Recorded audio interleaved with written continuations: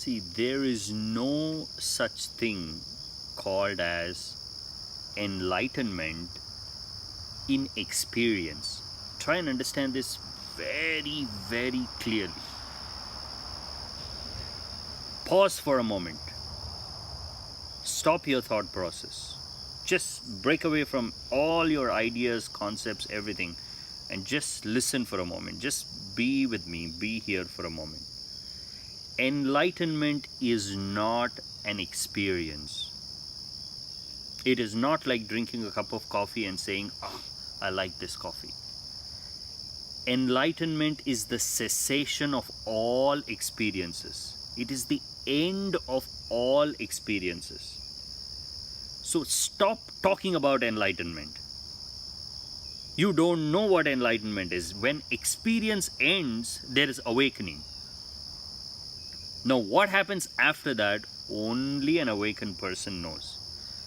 When you reach there, you will know. Everything that we have spoken about, what happens after enlightenment, what happens to the body, what happens to that individual, this is all pure imaginations and speculations. And sometimes we talk about it for the sake of entertainment. Really, talking about enlightenment, talking about what happens to that body, what happens to that consciousness is great excitement. But in reality, you will not know what happens, either at the moment of awakening or after that.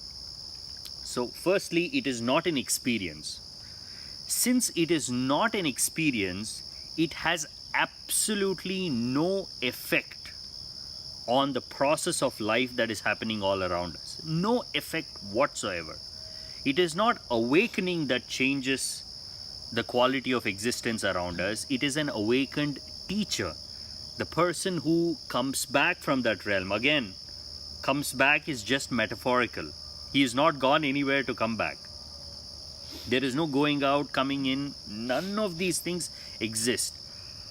At this very moment, awakening is there, silence is there, stillness is there, noise is there, confusion is there. Everything is there right at this very moment.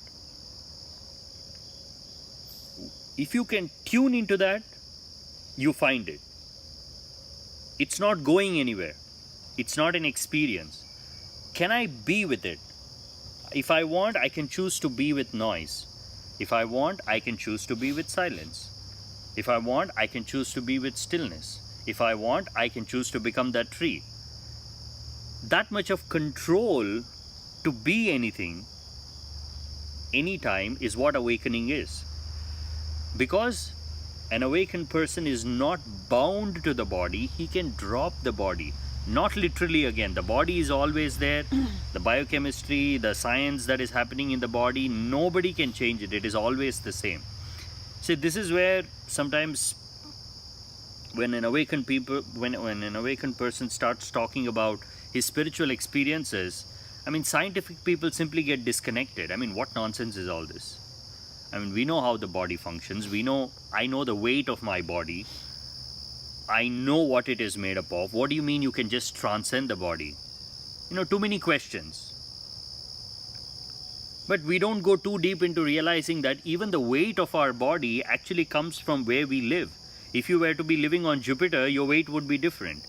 If you were to be living on Moon, your weight would be different. And in outer space, your weight is different. So even your weight is not an absolute concept. It is a relationship with the earth.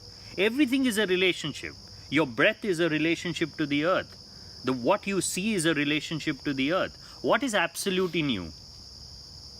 Tell me something that transcends everything, that transcends this place, that transcends this time, that transcends this experience.